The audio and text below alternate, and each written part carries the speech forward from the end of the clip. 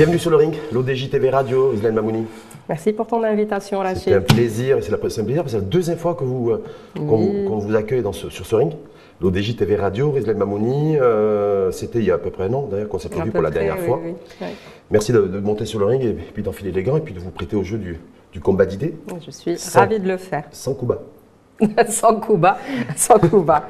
Dans la vérité. Je rappelle que vous êtes avocate, présidente et cofondatrice de l'association, l'ONG Kif Mama, Kif Baba. Absolument. Débat en 3 rounds thématiques avec vous. Premier round, dans cette quinzaine, première semaine d'ailleurs, de la violence, de la campagne internationale et nationale de la violence faite à l'égard des femmes pour l'éradication ou la réduction, je ne sais pas.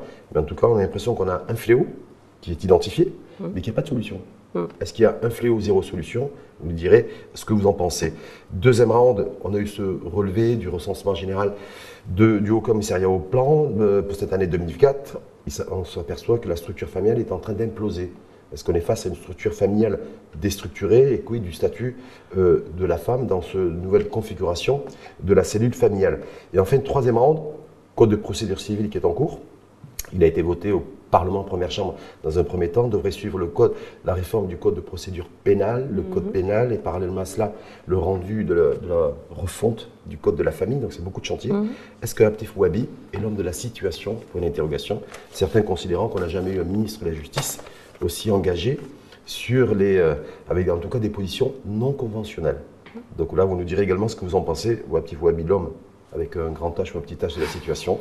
Vous nous direz. Premier round sur cette campagne internationale et nationale consistant à mettre en lumière, j'ai envie de dire, une fois de plus, la violence faite à l'égard des femmes, éradication. Est-ce qu'on est face à un fléau ou il y a zéro solution, Président Mamouni?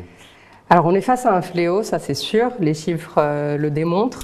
On est face à un fléau qui a beaucoup de ramifications. En plus, puisqu'on a plusieurs types de violences. Il y a les violences physiques, évidemment, les violences conjugales qu'on connaît depuis longtemps. Il y a aussi les violences psychologiques, les violences économiques et même les violences juridiques. Et ça, je suis ravie qu'on commence de plus en plus à en parler, qu'on sensibilise la société sur ces sujets-là. Les solutions, évidemment qu'il y en a, il n'y a pas zéro solution comme vous le dites. Les solutions, elles passent par la sensibilisation et la publication, par exemple, des chiffres du HCP. C'est un vrai pas en avant dans cette sensibilisation-là de la société qui vise en fait à faire reconnaître toutes ces formes de violence comme étant des violences. Mais est-ce qu'en parler, ça permet de réduire ne serait-ce que le nombre d'actes de violence à l'égard des femmes, que ce soit physique, que ce soit psychologique ou que ce soit d'ailleurs numérique aussi, parce que je sais qu'il y a une nouveauté avec la violence exprimée sur les réseaux sociaux à l'égard des femmes. On a l'impression qu'aujourd'hui, c'est pas parce qu'on a plus de data qu'il y a moins d'actes de violence. Alors, la data est une chose, sensibiliser les gens et la société et surtout les hommes qui sont les auteurs principaux de ces violences-là sur le fait que les actes qu'ils commettent sont des violences, sont des délits ou des crimes qui sont susceptibles d'être poursuivis. Ça, c'est autre chose. Et beaucoup d'hommes n'ont pas conscience qu'ils commettent des violences psychologiques, par exemple sur les femmes. Le fait de mal parler à son épouse, pour lui, c'est normal. C'est pas une violence qui peut être constitutive d'une infraction et donc pour laquelle il peut être poursuivi. La violence économique aussi, c'est une forme de violence dont n'ont pas conscience les auteurs. C'est là que la sensibilisation est importante parce qu'elle peut effectivement prévenir ces formes de violence-là. Maintenant, donc ça c'est le premier axe. Le deuxième... Est-ce que la prévention peut être efficace? Je vous dis ça, Rizna Mamouni, parce que c'est la première fois qu'il y a ces campagnes de sensibilisation au niveau monde et au niveau Maroc sur la violence à l'égard des femmes. On a l'impression qu'aujourd'hui, la prévention n'est pas suffisante. Et la sensibilisation a ses limites. Absolument, absolument. C'est pour ça que c'est pas le seul axe. C'est un des axes. Et c'est un axe très très important parce que on s'adresse aux générations à venir et c'est un axe, la sensibilisation, qui peut donner des fruits mais sur le très long terme. Le deuxième axe qui est très important, c'est l'axe législatif. Et ça, c'est quelque chose qui me tient particulièrement à cœur vu mon métier. Mais on a des lois qui sont malheureusement insuffisantes pour traiter des violences qui sont faites à l'encontre des femmes. Le Maroc est signataire et a ratifié la CEDAW, qui est la convention qui vise à l'élimination de toute forme de violence à l'encontre des femmes. Le Maroc a adopté en 2018 la loi 103-13 qu'on a célébrée tambour battant et qui vise à éliminer toutes ces formes de violence-là. Maintenant, la loi est largement insuffisante. Il nous manque... C'est la loi ou c'est l'application de la loi?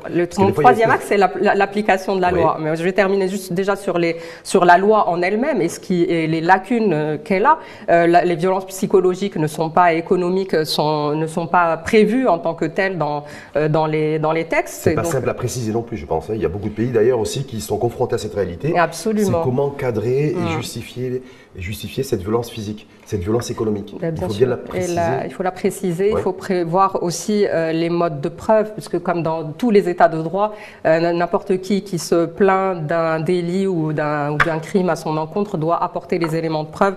Ça, c'est une règle de base qu'il ne s'agit pas de remettre en cause, mais il s'agit de prendre en compte les difficultés qu'ont les femmes à prouver les faits dont elles sont victimes. C'est bien beau d'avoir une loi sur le harcèlement de rue, mais comment prouver le harcèlement de rue? Comment prouver d'autres faits encore plus graves qui peuvent arriver aux femmes? Et là, on bascule dans effectivement la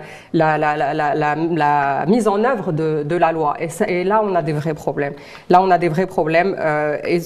Pour toutes les formes de violence, prenons la plus grave, qui est pour moi le viol. Le viol, c'est un crime de sang. C'est un crime qui doit être classé au même titre que le meurtre, que des crimes comme ça. Même si beaucoup, que ce soit dans la société, mais aussi chez les juges, le considèrent comme un délit mineur quand on regarde les peines qui sont prononcées pour des faits aussi graves. Eh bien, quand on prend le viol, c'est quelque chose qui est extrêmement difficile à prouver, pas qu'au Maroc, mais partout dans le monde, c'est très difficile parce qu'il faut une réaction immédiate, il faut tout de suite faire des prélèvements biologiques, etc. Et c'est extrêmement difficile, parfois, surtout vu l'état de choc de la victime et des survivantes. Maintenant, ce qu'on a quand même au Maroc, on a un obstacle qui est de taille parce que quand une Française ou une Espagnole ou une Italienne se fait violer et qu'elle va porter plainte dans son pays pour les faits qu'elle a subis, eh bien, si elle n'a pas assez de preuves, on a rappelé tout à l'heure que la preuve est à la charge de la plaignante. On a un cas précis, en tout cas, de viol collectif présumé à Casablanca. Et la victime est une ressortissante française. Je ne vais pas commenter ce dossier en particulier, mais de manière générale, quand donc des femmes dans des pays qui ont des législations un petit peu plus sophistiquées que ce qu'on a au Maroc sont victimes de viol, bien déjà, quand elles vont porter plainte ou quand elles s'adressent même aux hôpitaux, les commissariats sont équipés d'un kit du viol. C'est un kit qui permet d'effectuer les prélèvements biologiques immédiatement pour collecter les preuves nécessaires pour ensuite poursuivre la victime. Au Maroc, on n'a pas ça. Une victime de viol doit déjà absolument s'adresser à un médecin dans un établissement hospitalier public avec l'attente qu'il faut. C'est des heures et les preuves disparaissent pendant tout ce temps-là. Et donc, on n'arrive pas à collecter les preuves. Mais encore une fois, je termine mon propos sur l'italienne, l'espagnole ou peu importe qui va porter plainte. Lorsqu'elle n'arrive pas à prouver les faits qu'elle avance, eh bien, on lui dit « Madame, désolée, votre dossier va être classé, rentrez chez vous, vous n'avez pas assez de preuves. » Donc, elle va rentrer chez elle, essayer tant bien que mal de reconstruire sa vie et de poursuivre son chemin. Une Marocaine dans la même situation, quand elle va porter plainte et qu'elle n'apporte pas les preuves du viol qu'elle a subi, eh bien, si les autorités, que ce soit le policier, le procureur ou le juge auquel elle fait face, se dit c'est pas un viol, donc c'est une relation sexuelle consentie, eh bien cette personne risque de passer tout de suite du stade de victime, de plaignante pour viol à celui d'une personne qui est poursuivie au titre de l'article 490. Au même niveau, le fait que la difficulté à prouver et à justifier le fait d'avoir été victime d'un viol, et le fait aussi de justifier le fait d'avoir été victime d'un adultère. Parce qu'on voit bien que chez nous, les deux situations, je ne veux pas dire qu'elles sont identiques, les deux cas, mais c'est toujours aussi, il y a le même niveau de complexité a priori. C'est deux choses qui sont totalement différentes, mais fondamentalement et intrinsèquement, parce qu'un adultère est quand même un acte consenti. Alors c'est tromper son mari ou sa femme, mais de manière totalement consensuelle. Pour moi, ça peut être jugé moralement, philosophiquement, on peut se dire que c'est très mal, mais est-ce que la personne mérite d'aller en prison? Et à quoi sert la prison? Rappelons que la prison, l'objectif de la prison, c'est de protéger la société contre quelqu'un qui est dangereux, c'est de permettre à cette personne de comprendre le mal qu'elle a fait, de se transformer en quelqu'un de meilleur. Dans les relations sexuelles qui sont consenties, mais ce rôle ne trouve aucune application, que ce soit des relations sexuelles consenties entre deux célibataires célibataires non mariés ou quand l'un ou les deux sont mariés à d'autres personnes. La prison n'a enfin aucune utilité. Maintenant, je comprends que l'époux ou l'épouse offensée puisse avoir droit à réparation, puisse avoir droit à un divorce pour faute et à une réparation civile. À ce niveau-là, je n'ai aucun souci avec ça, mais la prison ne règle pas les problèmes. Moi, en tant que contribuable marocain, je n'ai pas envie que mes impôts soient utilisés à aller poursuivre des gens qui n'ont en fait commis aucune infraction, puisqu'il n'y a ni victime ni coupable dans une relation sexuelle consentie. Il n'y a pas de victime, il n'y a pas de coupable, et ça ne porte atteinte à personne, à part l'époux, l'adultère, à l'époux, l'épouse offensée. Il y a une forme de violence aussi pour les...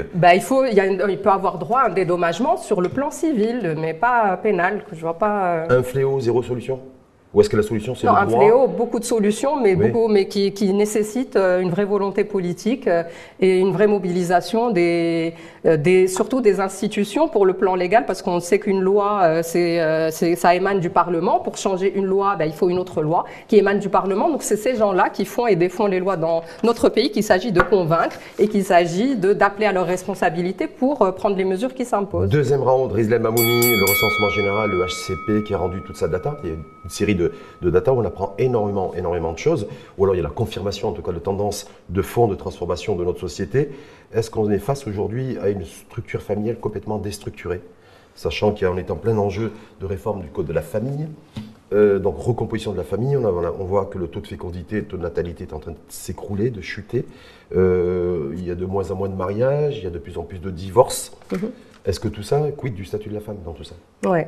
Alors, je ne sais pas ce que c'est une famille structurée. Pour parler de famille déstructurée, ce que nous montrent les chiffres du HCP, c'est que la structure familiale marocaine a évolué. Oui. C'est sûr, sous l'influence de diverses Il y a plusieurs choses, facteurs. Plusieurs facteurs qui sont très divers, qui s'inscrivent aussi dans une évolution naturelle, ou pas, mais qui s'inscrit au niveau aussi international. Donc oui, la famille a évolué, c'est sûr. Il y a une crise du mariage, ça on le voit, c'est sûr. Mais est-ce qu'il y a une crise de la famille? Je ne suis pas sûre que ce soit intrinsèquement lié. Ce qu'on voit, c'est que les familles sont réduites.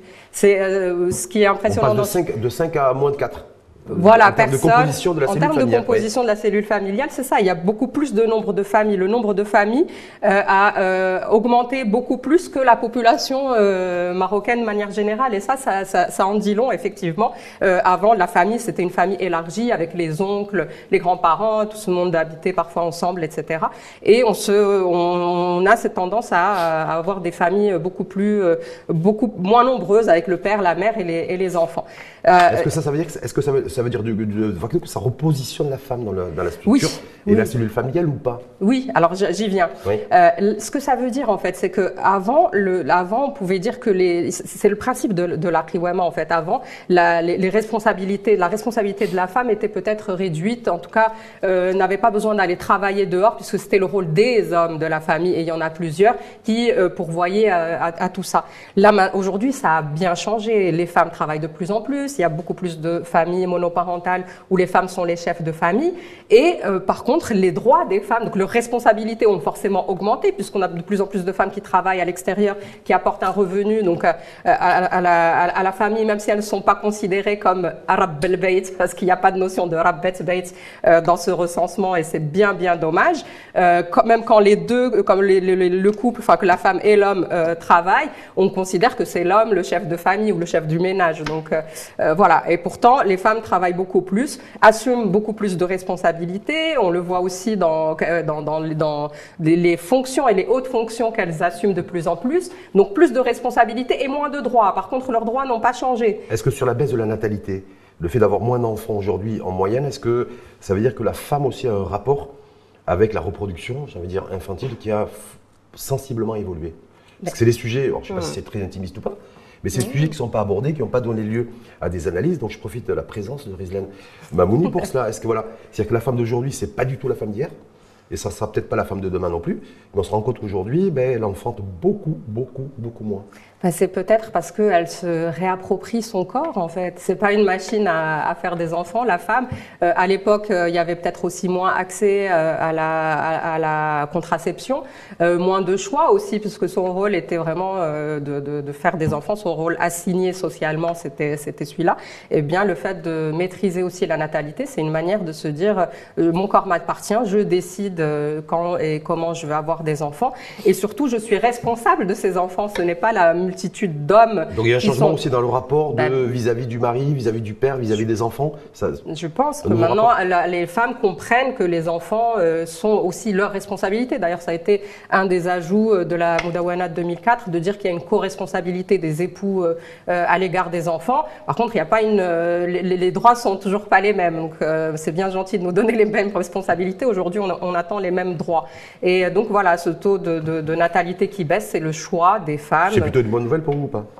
C'est en ce que les femmes se réapproprient leur corps et reprennent le pouvoir sur ça, oui, c'est une bonne nouvelle. Est-ce que c'est une bonne nouvelle ou pas aussi? Alors ça, c'est la première fois dans l'histoire du Maroc contemporain que lorsqu'il y a eu ce recensement, et ces questions qui ont été posées généralement aux hommes d'ailleurs, les chefs de famille, par le personnel en charge de poser des questions à tous les citoyens, c'est l'introduction de la chambre parentale. C'est-à-dire qu'aujourd'hui, il y a un certain nombre de nos concitoyennes et concitoyens, essentiellement concitoyens, hommes, qui ont parlé de la chambre parentale, d'ailleurs d'un espace dans la maison réservé à une forme d'intimité. Voilà, se dire déjà, on a moins d'enfants, et puis deux, il y a un espace aujourd'hui visible, dédié à l'intimité. Qu'est-ce que ça vous inspire? C'est la première fois dans l'histoire du Maroc contemporain. Ça rejoint ce qu'on disait tout à l'heure, c'est que la famille, elle est beaucoup moins élargie, elle se réduit aujourd'hui de plus en plus au papa, à la maman, les enfants. Avec un espace dédié, parce qu'avant, il n'y avait pas forcément d'espace identifié et dédié. Et dédié parce qu'il y avait les oncles, le salon marocain où tout le monde dort. Donc, je ne sais pas quoi vous dire, c'est plutôt une bonne chose qu'il y ait un espace dédié à l'intimité du couple. Oui, à l'intimité du couple et de la femme, c'est plutôt, pourquoi pas, c'est très bien. C'est plutôt une bonne chose. C'est plutôt une bonne chose. Plutôt une bonne chose. Troisième round, réforme du code de procédure civile, devrait suivre la réforme du code de procédure pénale, le code pénal également, et il y a aussi effectivement la refonte du code de la famille. Est-ce que Abdi Fouabi, ministre de la Justice, qui avant d'être ministre de la Justice est un homme, il est avocat d'ailleurs comme vous. Oui, c'est un confrère. Voilà, un confrère. Est-ce qu'il est l'homme de la situation? Je disais en préambule, c'est celui, peut-être le ministre de la Justice, qui a pris le plus de coups en 3 ans et demi, depuis qu'il a été nommé ministre de la Justice, de par ses prises de position. Oui. Sur pas de déclaration obligatoire lorsqu'on se rend dans un hôtel, sur le fait de vouloir généraliser aussi l'ADN en cas de relations sexuelles consenties. Voilà. Donc il s'attire la foudre en permanence. Et donc, est-ce que pour vous, Abdi Fouabi est l'homme de la situation par rapport à vos revendications, attentes, à l'égard de l'éradication, en tout cas de la réduction de la violence faite à l'égard des femmes, mais pas que, parce qu'il y a aussi sur le terrain des libertés individuelles. Absolument.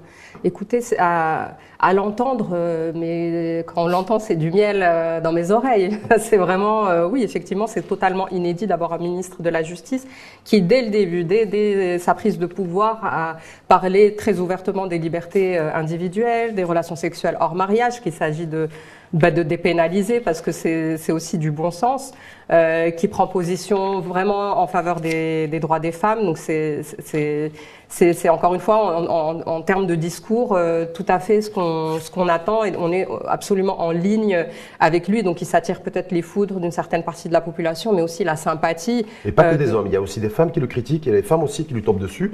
Oui. Abdi Fouabi, et d'ailleurs qui regrette aussi que des avocates femmes et des militantes 2.0 comme vous ne le soutiennent pas, parce qu'il a l'impression des fois d'être un peu isolé et d'être un peu seul. Non, quand il prend des coups. Je pense qu'il sait qu'il peut compter sur nous en tant qu'association. On l'a soutenu à plusieurs reprises. On reprend ses propos, on l'encourage quand il prend des positions effectivement favorables aux droits des femmes et aux libertés individuelles.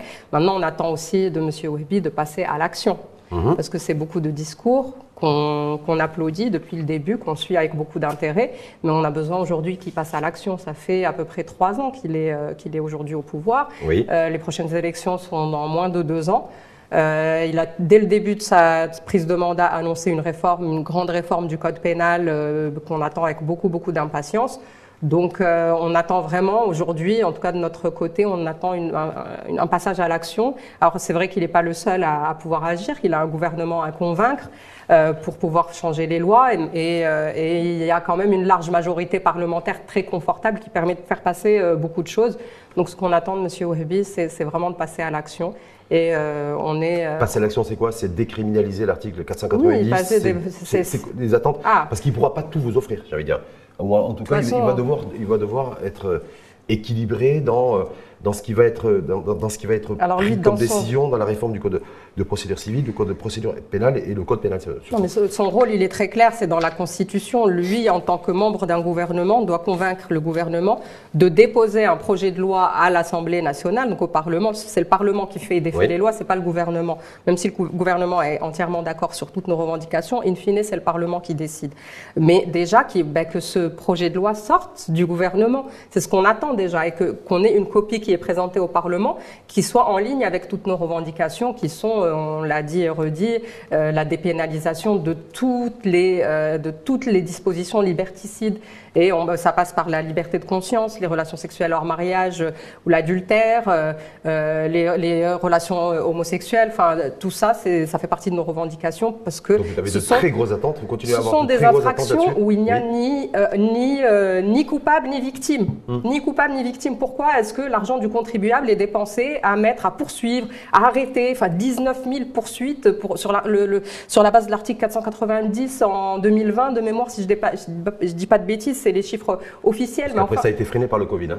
Oui, non, mais alors ce qui est intéressant, c'est que l'année du Covid, voilà, c'est passé à 13 000. Quand même, 13 000 poursuites, alors qu'on était en plein confinement. Ça prouve bien que c'est pas des infractions c'est pas des gens qu'on arrête dans l'intimité, puisque on va aller chercher, qu'on n'arrête pas, dans l'espace public, qui dérangent pas la société. C'est des gens qu'on va chercher dans leur chambre à coucher, parce qu'on n'a pas mieux à faire de cet argent-là. On parle des prisons surpeuplées, on parle de pédocriminels qui sont en liberté, qu'on condamne à des peines mineures. Moi, je préférerais que l'argent du contribuable soit plutôt dirigé vers ça, vers sanctionner les vrais coupables de violences sexuelles, etc. Il y a des peines alternatives qui ont été votées, c'est passé au bulletin officiel. Certains considèrent qu'effectivement décriminaliser l'article 490, ça pourrait voir le jour dans les prochaines semaines, voire les prochains mois, mais toujours avec des condamnations. C'est-à-dire que la condamnation serait maintenue. C'est-à-dire c'est pas parce qu'on décriminalise que les sanctions, ça oui, alors il y a certains... qu'on retire des sanctions et les condamnations il y a des propositions et c'est l'actualité pour l'instant. Il y a un arbitrage qui est fait. Franchement, moi ça me ferait, je trouverais ça ridicule de condamner à des amendes. Qu'est-ce que ça veut dire? Qu'on condamne des personnes qui s'adonnent à des relations sexuelles consenties. Ce serait pas déjà une avancée de se dire, voilà, on décriminalise d'une part, et après on maintient simplement les condamnations. Mettre à quoi, le bracelet électronique parce qu'on a eu des relations sexuelles hors mariage. Moi, je trouverais ça vraiment ridicule. Il faut abroger ces textes, il faut arrêter avec les demi-mesures, ça sert strictement à rien. Mais en termes de transition, est-ce que ça serait pas mieux de dire, voilà, évidemment c'est mieux, mais... On n'est pas dans une cellule une personne qui a été, ou plusieurs personnes qui ont eu des relations sexuelles hors mariage et qui se sont fait épingler avec un inspecteur de police qui a témoigné, qui a justifié, et les 4 témoins, parce qu'aujourd'hui c'est le process. Non, il n'y a pas de 4 témoins, c'est ça le problème. C'est que le texte est inspiré du droit islamique, donc de la zina. Et en droit islamique, on exige 4 témoins et que ces 4 témoins passent un fil. Vous connaissez la règle, je vais pas, voilà. Et dans notre loi, donc la loi qui est civile, qui est transposée, voilà, on a un article, le 492 de mémoire, qui nous dit, non, il n'y a pas besoin de 4 témoins, c'est l'opinion et l'intime conviction de l'officier de police judiciaire qui le met dans son PV. Mais en pratique, des fois, il y a aussi l'appel à témoignage aussi qui est nécessaire. Ouais, non, mais c'est pas, légalement, c'est pas nécessaire. Pour vous, décriminaliser, ça ne suffit pas, il faut décriminaliser et puis retirer aussi toutes les condamnations. À l'égard de cet article, toutes les personnes en tout cas qui seraient prises au piège entre guillemets ou en étau dans le cadre de l'article 490 du code pénal. Mais quelle image est-ce qu'on veut donner, quoi, de mettre un bracelet électronique ou faire payer une amende de 1000 dirhams à quelqu'un qui a des relations sexuelles hors mariage? Est-ce qu'on risque pas de confondre l'État avec un proxénète ou que sais-je? Ça peut être, enfin je sais pas, moi je trouve ça vraiment ridicule. Voilà. Sur la Moudawana, ça devrait arriver, ça devrait tomber, a priori. C'est quoi, vous attendez, mais vous êtes plutôt dans une position d'attentisme Dire voilà, ça va aller dans notre sens, dans toutes ces revendications et ces doléances, parce qu'on se bat depuis des années sur le terrain, les militantes et les militants. Je crois qu'il y a des hommes aussi qui sont aux côtés de femmes comme vous, qui sont engagés. Oui. Dans quel état d'esprit vous êtes là, dans ce dernier kilomètre, en tout cas, ce lastminute.com? On est optimiste. Moi, je suis optimiste de nature et je suis optimiste parce qu'il y a aussi beaucoup de chiffres qui tombent, beaucoup de chiffres qui nous arrivent du HCP, de part et d'autre, et qui montrent aussi les difficultés auxquelles sont confrontées ces femmes, aux violences juridiques qui sont inscrites dans le marbre de nos textes. Je pense que les femmes marocaines, et les chiffres du HCP sur les familles, le dernier recensement le montre, font preuve chaque jour de beaucoup de résilience, beaucoup de courage et beaucoup de force pour faire avancer leur petite famille, s'occuper de leurs enfants. Je pense qu'il est temps qu'elles aient des lois et des droits à la hauteur de leur contribution à l'essor de la nation. Dernière question, Rizal Mamouni, si vous n'avez pas gain de cause sur tout, est-ce que vous allez être déçu? Vous allez dire, le militantisme, je passe à autre chose, et j'ai tout donné, j'ai suffisamment donné, si c'est juste pour avoir ça, Bon. Ah non, on continuera de lutter. C'est un combat pour les droits humains des femmes, et comme tout combat pour les droits humains, c'est un combat de toute une vie. Donc oui, tant qu'on n'aura pas 100% de nos revendications déjà pour la loi, mais on continuera de râler. Et ensuite, il s'agira aussi de se battre pour la mise en œuvre de ces textes, pour aller conquérir d'autres droits, l'égalité salariale, l'égalité d'accès à l'éducation, l'égalité d'accès à la culture, enfin, pour que vive vraiment l'égalité dans notre société. Le combat ne s'arrêtera pas, ne sera pas réglé par des lois, et donc c'est le combat de toute une vie. Merci infiniment, Rizal Mamouni. Donc on va attendre attentivement ce qui va sortir, en tout cas, du code de procédure civile, une fois qu'il sera entièrement validé, le code pénal aussi qui devrait suivre avec le code de procédure pénale, et puis le rendu du code de la famille. Oui, et un petit point sur le code de procédure pénale. Nous, comme beaucoup d'associations féministes, râlons sur ce projet de texte parce qu'il ne permet pas aux associations qui accompagnent les femmes violentées de se porter partie civile dans les procès qui concernent des femmes violentées. Les conditions sont trop strictes, trop restrictives. On aimerait qu'on puisse se porter civile et accompagner les victimes qu'on accompagne de toute façon également dans leur procès, et que le code de procédure pénale nous le permette de manière plus ouverte. Je pense que le message est passé à l'encontre de Abdel Fouabi, ministre en charge de la justice et des libertés. Non, que la justice, il n'y a plus de ministre de la justice et des libertés, et qui est avocat également comme vous de métier et de profession. Absolument. Merci infiniment, Rizal Mamouni, et puis à très bientôt. Merci, merci on refait le combat d'idées sur le ring très bientôt. À bientôt. Cette émission est produite par l'ODJ Média en partenariat avec R212, la web radio de la diaspora marocaine. Vous pouvez la retrouver en replay sur la web radio TV Echo, Indeco, mais aussi en VOD, et l'écouter sur toutes les plateformes de podcast. N'oubliez pas de vous abonner à notre chaîne pour être informé des prochaines émissions.